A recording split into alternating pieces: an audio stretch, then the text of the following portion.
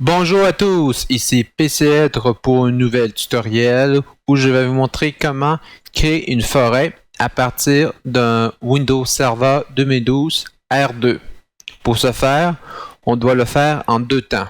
Premièrement, je vais vous montrer un petit peu ma configuration. Ici, j'ai mon Windows Server R2, qui est par défaut que je l'ai fait, où il roule bien sûr dans un LAN. Donc, pour la démonstration, ma première carte réseau, elle est du NAT. C'est-à-dire qu'elle partage mon réseau d'Internet. Et ma deuxième carte réseau, elle est du VM0. Pour la démonstration ici, là, retenez que je suis sur du VM0 où il va y avoir bien sûr mon LAN, mon local area network. Vous êtes obligé de vous rappeler du VM0 pour la suite des choses. Pour que les autres clients, les PC, puissent le rejoindre, il faut aussi qu'il soit sur du VM0. Sinon, on ne pourrait pas réussir à le rejoindre. Par exemple, ici, je suis sur du Windows 10. Si je veux réussir à pigner mon serveur, d'abord, je dois connaître son adresse IP. Bien sûr, c'est celui qui est statique et non Internet. Ça, c'est ma carte réseau qui est mon Internet. Et ma carte LAN, c'est du VM0. Et je lui donnais comme IP 10.21.24.2.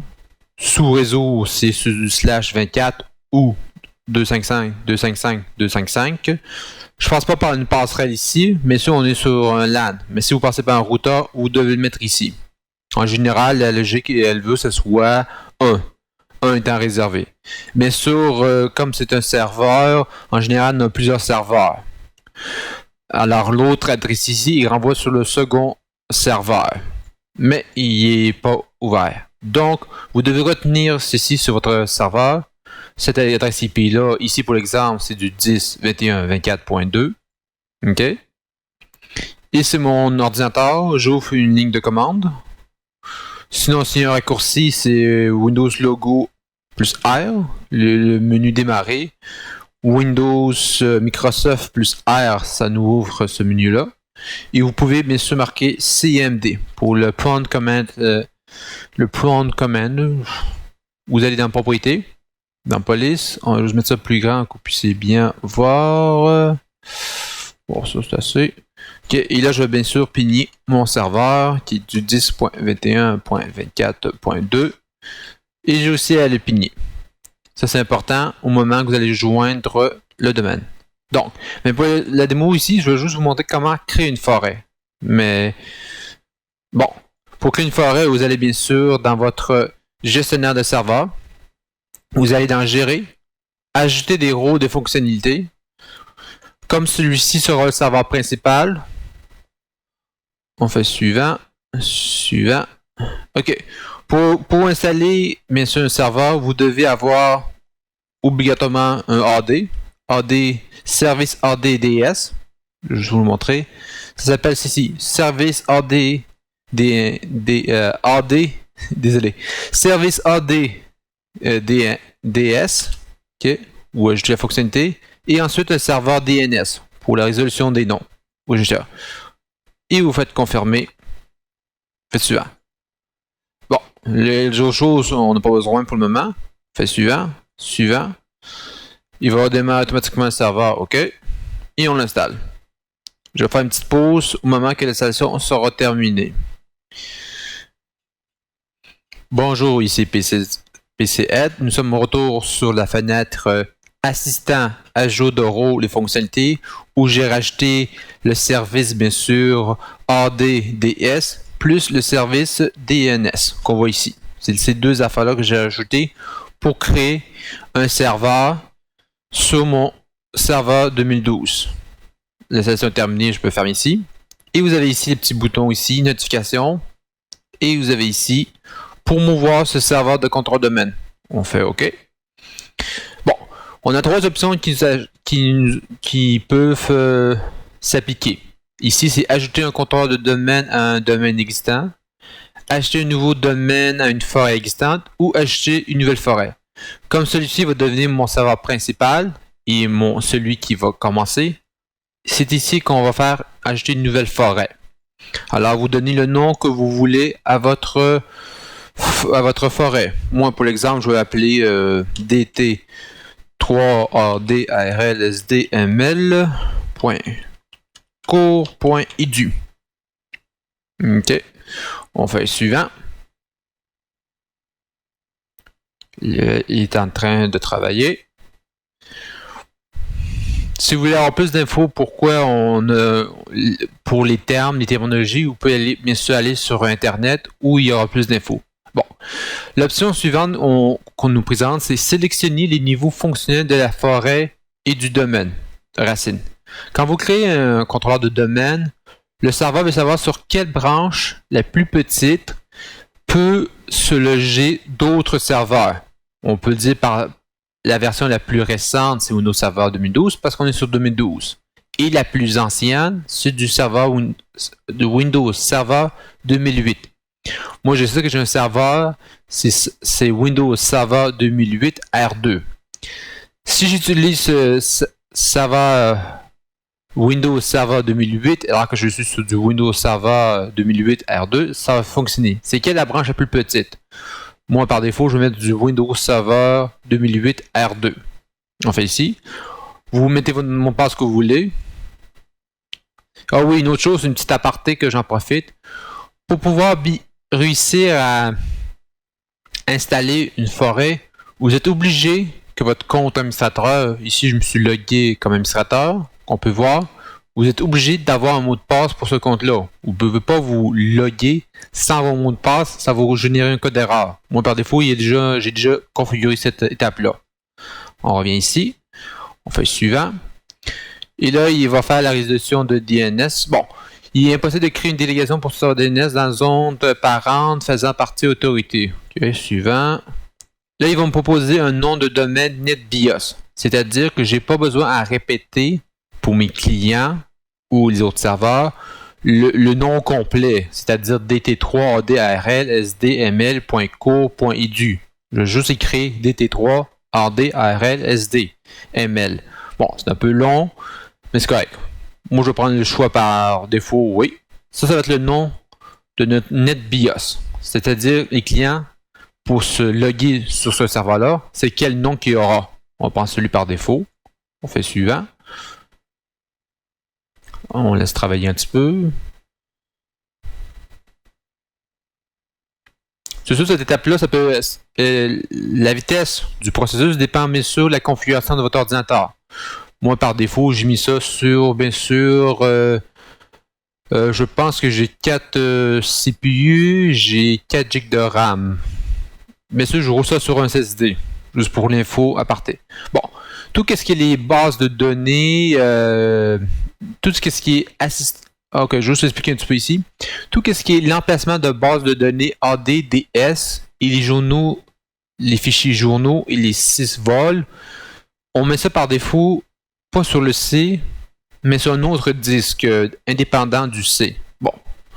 Alors moi, j'ai créé un deuxième disque dur qui s'appelle Data, où je vais loger ma base de données, mes logs et mes 6 vols. Ces fichiers-là, je les ai déjà créés et par défaut sont vides, ils n'ont rien. C'est là que va se loger mes données pour mon service de domaine Active Directory. On peut fermer ça. Bon. Là, on vient ici. On vient ici. Bon, ma base de données. Ensuite, mes logs, ou en français, mes journaux. Et mon 6 volts, ça c'est... Je ne sais pas par cœur. Alors, vous pouvez aller voir sur Internet pour avoir plus d'infos. Vous faites OK. Vous faites suivant. Bon, il nous propose ici un petit script pour pas refaire cette manipulation manuelle. En PowerShell, bien sûr. Je vous montrerai dans une autre vidéo comment le faire en PowerShell sans faire cette interface-là si vous avez à créer, disons, par exemple, 4000 serveurs, ou vous pouvez tout faire en PowerShell et ça se fait d'un coup. On fait le suivant. Et là, il est en train de travailler. Alors, on laisse travailler. Et comme je dis, on peut voir un peu ma configuration d'ordinateur. C'est pas si pire si on fait CTRL SHIFT ESC pour ouvrir le Task Manager ou le gestionnaire de tâches. Comment il s'appelle? Le gestionnaire de tâches. Côté configuration pour ce serveur-là, j'ai un i7 67. où il y a à peu près, je pense, bon, il y a 2 sockets, 4 CPU, c'est pas si pire. Et telle vitesse et telle affaire. Telle mémoire, je l'ai mis 4G et 2 cartes réseau. Un c'est mon internet et un c'est mon LAN. Vous n'êtes pas obligé d'avoir 2 cartes réseau, mais vous devez au début avoir une carte locale, à l'intérieur. Pour autant côté sécurité que aussi pour autre chose. Bon, tout bien passé. On peut passer à l'installation. Alors on clique sur installer et on démarre ceci. Alors, je vais faire une pause. Ce processus-là peut être long. Bon, je suis de retour. L'installation est terminée. Et par défaut, ils vont vous déconnecter et redémarrer la machine. On fait juste fermer et vous laissez la chose se faire. Alors, on le laisse travailler. Il redémarre. On voit un petit peu mes configurations. Comme je disais, par la configuration, j'ai un disque dur de 40 Go, un disque dur de 20 Go, 2 cartes réseau. Un c'est du NAT, l'autre c'est du VM0. Et c'est tout, le reste c'est inutile, une carte de son. Alors on va attendre que l'ordi redémarre. Et bien sûr, il va redémarrer sur le domaine. Sur bien sûr le compte par défaut administrateur. Vous pouvez changer le nom d'administrateur pour pas savoir qu'on est administrateur. Alors on laisse un peu travailler. Et aussi je vais vous montrer un peu disons que vous êtes sur un serveur et vous ne connaissez pas le nom du serveur. Je vais vous montrer quelques petites commandes basiques, mais des répertoires pour se retrouver sur un nom de serveur qui n'est pas toujours évident à savoir. Comme l'exemple ici, DT3, DRL, SDML. D'ici 5 minutes, je vais l'oublier. Alors, je vais regarder ça. Il existe beaucoup de commandes qu'on appelle avec PowerShell pour connaître le domaine. Elle s'appelle Get Add Domain Controller. Et là, vous avez plusieurs options qui peuvent s'offrir à vous selon votre demande. PowerShell est très puissant, mais les commandes sont très longues. Donc, avoir un petit aide mémo pour les retenir, parce que savoir ça par cœur, c'est inutile. Mais pratique à avoir avec soi.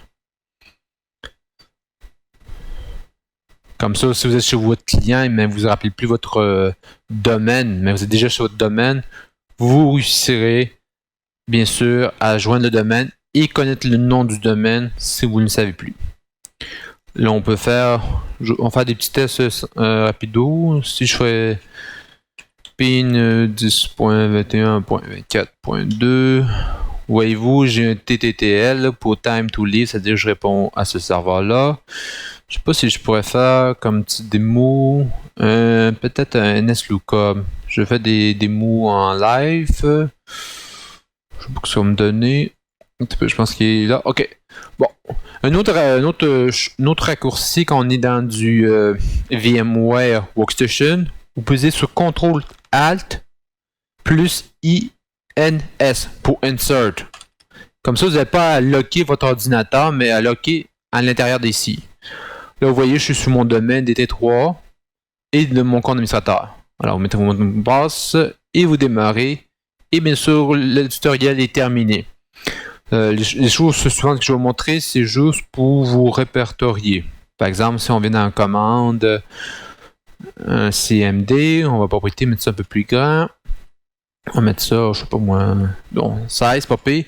Et vous voulez voir votre domaine. Vous pouvez marquer la commande suivante, DOMAIN, domaine. Et bien sûr, il vous apparaît votre nom de domaine ici. Et là, ici, vous pouvez bien sûr gérer, augmenter le niveau de fonctionnel du domaine, avoir des infos.